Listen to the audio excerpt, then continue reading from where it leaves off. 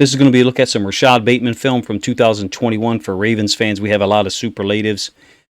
Exciting, dangerous, talented, that we can apply to Rashod Bateman. One of them from a global or at least nationwide NFL standpoint might be polarizing. And what I mean is this.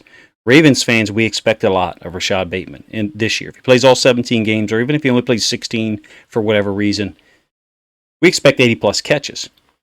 And if we don't get 80-plus catches, we expect 8-plus touchdowns, something like that. We know that Mark Andrews is a high-target guy. Last year, and the reason I say polarizing in terms of the way that NFL fans from across the United States or even globally would look at Bateman, they would say, oh, his rookie year was disappointing. Well, that's absolutely false. I think 46 catches on 65 or 68 targets sounds low, especially when you look at there's only one touchdown there. We missed the first 5 games with injury. Last year in the preseason, training camp, was looking great and had an impact that we were all excited about, especially for our first-round wide receiver pick, the second that we've had in the last 3 years, I believe. Didn't turn out that way. Missed the first 5 games. Had 2 other games.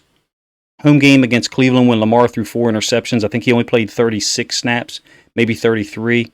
And then the Pittsburgh game the next week, only played 33. Then we go to Cleveland the week after that, and he has an amazing game, some of which you'll see film of here. Look, his route tree, some would call it simplistic. I don't think it was simplistic because Rashod Bateman couldn't handle more. I think it was simplistic because that's where he fit into the offense. Despite that, characterization that his route tree might have been simplistic, you'll see in this video routes attacking all 3 levels, short, intermediate, and deep. You'll see in-breaking routes. You'll see out-breaking routes. You'll see post or over concepts, at least, attacking from one side of the field to the other. So even though his route tree is characterized as limited in 2021 by a lot of people, I'm not sure I can co-sign that for real. We'll start off by showing him as an X receiver generally. I think he makes tough catches. I think he's got great hands.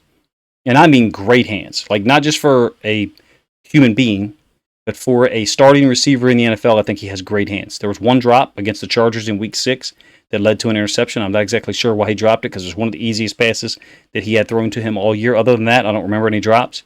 There's one play here against the Vikings that is a ridiculous throw by Lamar that will hit Rashod Bateman in the hands. But it hits him in the fingertip of one hand, and he still nearly catches it. So I would offer to you that shouldn't go down as a drop, even if it does, on the official stat line. So with that being said, hopefully you guys enjoy the graphic there. It's being provided by someone I consider a friend of mine at this point. I'll reveal his name at such time that he says that's appropriate to do so. Let's get into the film. And Rashod Bateman is going to be down here at the bottom of the screen. He's the X against Miami. He was generally located to the left. We did most of our work against Miami late with Rashod Bateman on the left side of the formation. And you can see kind of like a little out and up, but really just outside release go. Poor technique by the Dolphins DBs in that stick zero coverage. Talked about it many times. We just didn't take advantage of it. Up here at the top, that second game against Cleveland, like I mentioned, he didn't play much in the first game. 36 or 33 snaps, and then he tore them up. I think this was his first 100-yard game. That should have been his first touchdown there, obviously, by the way. I love how he attacks the ball. To say or characterize Rashod Bateman as a guy who's not a downfield threat, I'm just not sure what those people watch. I mean, there's 2 plays here of him doing so, and I'm going to continue to show you more plays as well. We had some attempts later on in the season that we didn't take advantage of. You'll see one missed opportunity, I think, downfield. Look, this is what's going to happen when you have Mark Andrews. We don't have Marquise Brown, at this point. I think he's off screen to our right. We don't have Lamar back here right now on the screen, but we know that we will have him week 1 against the Jets and hopefully all 17 games. This is the type of look that Rashod Bateman is going to see in terms of how many people are going to be devoted to him. When Andrews is over to the other side, Lamar is at quarterback, I think Rashod Bateman's going to get a lot of one-on-one coverage. He is, particularly on third downs. And in my opinion, he's a guy who can do just that. He can win those matchups, and he can get yards after the catch. That's something I didn't speak about in my lead-in, but it's something that I think he's definitely capable of. Sticks coverage down here against Miami. You can see all the Miami defenders located here, getting ready to bring the pressure. And I have said this many times in videos, and it's okay if you, A, don't agree with it, or B, don't understand it. Going 3 by 1 forces this second safety to move to that side of the formation, and all it does is just isolate Bateman or whoever's playing backside there, on whoever that corner is. I don't care if it's their best corner. There's just too much space for them to cover, too many options in the route tree for us to attack with. In this case, we get a speed out. DB makes a great jump on the ball, and that shouldn't be surprising. Look, they're cheating. I mean, they're cheating. They're just looking right in here. They're not reading routes at all. Look at the face mask.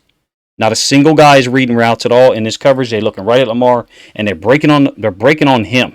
As soon as he pulls the pin on the grenade like that, meaning he fires back to throw the football, they're breaking now. Look, even this safety from the other side is breaking now. He's still looking at Lamar. He's still looking at Lamar. He is too. There is no technique here at all, and that's why we nearly burnt them for a touchdown on the first possession of the game with Sammy Watkins. Unfortunately, we didn't catch it. You don't beat this coverage by dink and dunking them. You beat this coverage by intermediate or deep routes and getting them out of it. Rashod Bateman down here at the bottom side. This is the RPO snag concept that the Ravens run. Actually, excuse me, this is not the snag concept. This is just a stop route.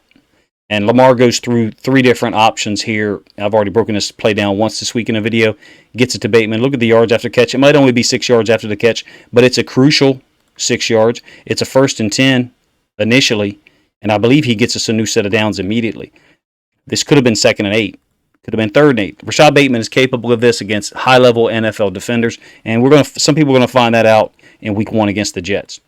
Up top here, generally located on the left side in pretty much all of these route concepts. I think this is going to be an over route on a play action. So you're getting Ricard moving across right to left, faking like it could be power. You see Bateman is inside releasing here. Lamar extends the play a little bit, and it's an anticipation throw. There's some people who say Lamar can't do that. It's hilarious. Lamar steps up in the pocket, feeling that, the D ends, Hubbard, and I think it's Hendrickson on the other side, are getting upfield, so he's got the pocket to move up into. Drops it onto Bateman. Clean catch. And I'll slow the end zone angle down so you can see his hands. I mean, just clean catcher of the football, if you ask me. Not bad. Here you go, end zone angle. He's off screen to our right. You see Hendrickson, Hubbard getting upfield, allowing Lamar to step up. D-tackle hits Lamar, just drops this on there perfectly to Bateman. Beautiful catch, clean yards after the catch available to him. He's got that body style too, if you ask me, that he can make these catches on people. And you'll see a couple of examples of that later. Obviously, you saw it on the second play, the road game at Cleveland, winning down the field. Stop route again, or comeback route. Outside the numbers, there's that whole narrative about Lamar being able to throw from outside the numbers. This is Huntley. We got 2 quarterbacks who can do so. 3, actually, if you include Brown, because he's got a stronger arm than Huntley. Gets the ball out there. Huntley loses this guy, gains another 10 or 12 yards after the catch. Perfectly capable of scoring touchdowns. Look at all the heat that's being brought here. Are teams going to do stuff like this in the regular season? Yes, they are. Because they're going to try this year. Yes, they are. Because they're going to try to get the ball out of Lamar's hands. You can't play man-free and rush 4 against Lamar. You just can't. That's been shown. Look at the touchdown run on the road game at Tennessee in the playoffs. It was 10-3, and Lamar rushes for a touchdown and make it 10-10 just before halftime. That was man-free. 4-man rush with 1 inside linebacker in the low hole and 1 free safety in the middle of the field high. You can't do that against Lamar Jackson. There's too many gaps to be covered in terms of the pass rush. And then there's guys' backs turned downfield. If you're going to play man, you got to play heavy man and bring 6 or 7 in some cases. Unbelievable catch. Now, one thing I would say, and I said this when this happened last year, is like, hold on to the football, dude. Hold on to the football until the play is over. You're celebrating a little bit. Just so you know, he's back here on the backside again to the left. Lamar's going to kind of extend the play. Bateman's not really a part of the read here so far. He sees Lamar scrambling out here, to the right.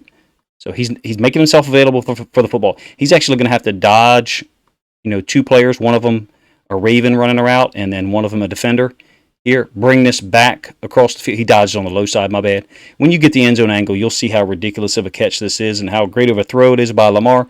He's going to initially look for another receiver out here outside the numbers to the right when he scrambles. And then drop this thing over here, backside to Bateman. 2-handed catch, clean. The way that ball is caught, the way he catches balls that are contested, if you ask me, is not normal. He catches contested balls as if they're not being contested. And I don't know if that makes sense. And I keep using the word clean. A contested catch is supposed to be difficult, maybe not clean. The ball might, hit an inch or two away from, where you're trying to catch it because your arms are being moved or grabbed or you're making contact with the defender for whatever reason. Rashod Bateman, maybe it's his arm length, maybe it's his anticipation timing. He catches the ball clean on contested catches, which I think is a rare trait. I don't have the end zone angle of this one. This is an even better catch than the one against the Vikings, if you ask me. He's up on the top side now. He's the X, okay? He's the X. You got trips over here to this side. 1, 2, 3. Bateman is the X backside. I just drew algebraic X. No idea why. He's the backside X, so it's a back shoulder fade, basically. I think he got called for offensive pass interference there. I might be wrong. I don't really care about that. What I'm talking about here is the catch. That's special. Are there 30 guys in the league that do that consistently? No. Consistently, there's probably 10. Is Rashod Bateman one of those guys who's going to do that consistently? I'm not sure. I just showed you film of him doing it at least one time, and we saw a video of him doing it at least once in training camp as well. Snag concept. He's going to take the contact and hold on to the football. He's a snag concept guy because he's a big body, and he's got great hands. Holds on to the football. Top side again is he's backside, meaning he's the X. Stop route, clean, easy. Those things are going to be available to him. We just got to win some routes downfield, like I showed you on the first 3 plays. Again, up top here against Cleveland, that road game, little stop route, almost breaks the tackle. Strong, clean route runner, quick enough to get the job done. I know there's going to be somebody talk about I think it's the first play or the second play. Like, he looks slow. He's not slow. I mean, he's fast enough to beat these guys. Here's evidence of him doing so. Up the field, this is a 4th and 6, in case you don't know. First of all, it's a beautiful throw by Tyler Huntley. Like, we got a backup quarterback who can throw the ball like this. I don't care who he's going up against. I think it's Greedy Williams, but I might be wrong. He can win. He has the speed to win on the outside. He has the strength to make contested catches. He's got the agility to get a good release and then stop or come back or even the back shoulder fade. Clearly, he's got the body to run slants. I'm not showing you a whole bunch of them here. Snag concept, somewhat similar to a slant, except you're sitting a route down. He's got the entire route tree in his arsenal because of his physical traits and his ability. Sometimes we missed opportunities to get him to football. I think you're going to get one here. Same game. That kind of fake draw that we've been running a whole lot of. Bateman at this point, I'm not sure why Tyler Huntley isn't throwing this football. Bateman's running across here. He's got the back of this safety looking at him. He's got a corner running with Andrews. I just don't know why we're not getting this ball here. And I really like Tyler Huntley. Love Tyler Huntley's story that, undrafted from Utah, the connection with Lamar, maybe helped him get on the team or get signed to the Ravens. He's taken advantage of it. Just done a great job. I just think that ball's got to be thrown. We got to get that ball to Bateman, out here in this area towards the sideline. Let him go win and make a big play. Otherwise, nobody else is open. We end up throwing the football away. Minnesota at home, that crazy game that we won in overtime. Bateman played quite well. Another play action. This one is one that, obviously Lamar has been looking at Bateman, and you'll see confirmation of that, okay, from the end zone angle. Where do we have to go with the football? Obviously you could say, oh, we can get the football here, depending on what the route was and the timing, but you have to pressure burst pipes, okay? So pressure burst pipes and pressure gets in the way of read progressions. So the moment that a quarterback has somebody, flash in his face, now this is actually a pretty good pocket right here. I think I would say that it's pretty good coverage by these guys initially. If Lamar is going to try to get the ball to Bateman, it's got to be between these two linebackers, somewhere in between the hash. That looks like a tough angle throw to me, but we'll get the end zone here in a moment to see it. And besides the fact that Rashod Bateman doesn't run his route there. They adjust it. Lamar is great at extending the play and kind of ad-libbing things once the pocket breaks down, even though this, like I said, this is a pretty clean pocket right here. Usually you can blame situations on Lamar having people in his face. Not this time. There's Bateman. You pick Bateman up at the bottom of the screen. Lamar's clearly looking at him. I'm going to rewind that so you can see it. He's trying to figure out where Bateman is. I think he's looking for Bateman. Bateman's trying to find some open space. You see that Bateman just juked a little bit to our left and then realized that's not going to work because that's where his man is, so he came back to the other side.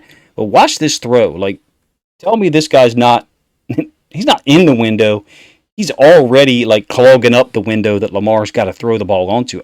This is like a frisbee, if you ask me. Like, how did he get this ball around this guy such that Bateman is able to run onto it, get his hand on it? It's not a catch, but it is an example, if you ask me, of the way that Lamar and Bateman can make plays together that are off schedule. And that's the last point that I want to make, to be honest with you, about Bateman. Is I have seen probably 6 or 8 times, I didn't show them all here because you don't want to see 40 plays from Rashod Bateman when he only had 46 catches. Hell, I'm showing you an incompletion right here, right? But there's a lot of times when Lamar and Bateman, I think, are on the same page when the play's extended. James Prochet is another one of those guys. He's another one of those guys, if you ask me, who is great on extended plays when the quarterback breaks out outside the pocket and makes himself available. Andrews is obviously very good at that. Bateman as well. I think that's the part that's going to be better with the Ravens pass game, despite the loss of Marquise Brown. And I don't, mean to say anything negative about him, but to compare him to those 3 guys I just mentioned, I think those 3 guys are better when the play is extended than Marquise Brown is. Not saying that Marquise Brown wasn't capable of those things and didn't do those things in certain situations. Even Robinson, that came over after getting released by the Raiders, is to me, those guys are better at extended plays, which Lamar is going to do. He's going to have to do in some cases because teams, I think, early in the season are going to blitz him. Now, the question is, how much will the Jets blitz him? I'm not sure. I really don't know. I personally think the Jets have a pretty damn good defensive line. They might not be coming in here planning on blitzing a whole lot, to be honest with you. I think Rashod Bateman is one of those guys that when teams do decide to blitz, especially that blitz zero sticks look, as I called it, that the Dolphins ran like 38 sometimes, Rashod Bateman is the guy to get people out of that, or at least to punish them if they're going to continue to stay in that coverage. You saw evidence of it in the Miami game. I think he had 6 or 7 catches that game, almost a 100-yard game. There, very easily could have had a touchdown on that speed out where he left the corner behind. Were it not for if you ask me, poor design bringing Mark Andrews' route over to that side of the field. But that's something I've already covered in another video. If you guys appreciate the video, please let me know by liking it, as it premieres here, and then maybe even sharing it on social media. Let me know what you think of Rashod Bateman, and especially if you're not a Ravens fan and you've watched this long. For real, there's probably people who look at his stat line from last year and say, well, he's a first-round pick and only had 46 catches. He's disappointing. That's not true. That's not true. We had ample evidence as Ravens fans that he was very capable of ascending up the hierarchy of our options. And, when the Ravens traded with Marquise Brown, we automatically gave that number 2 slot to him. Number 2 slot in terms of our receiving options, with Mark Andrews obviously being the top one. Let me know what you guys think of the video in the comment section. I'm going to attempt to do a Saturday morning live stream and talk about Ahmad Gardner and the Jets defense and some of the Ravens offensive concepts and how they might fit together, how the Jets might actually have the upper hand in certain situations in terms of their defense against our offense, to be honest with you. And look forward to seeing you guys there if you enjoy my live streams. If you haven't subscribed to my channel and enjoy the content, please consider doing so now. Appreciate you guys checking this video out.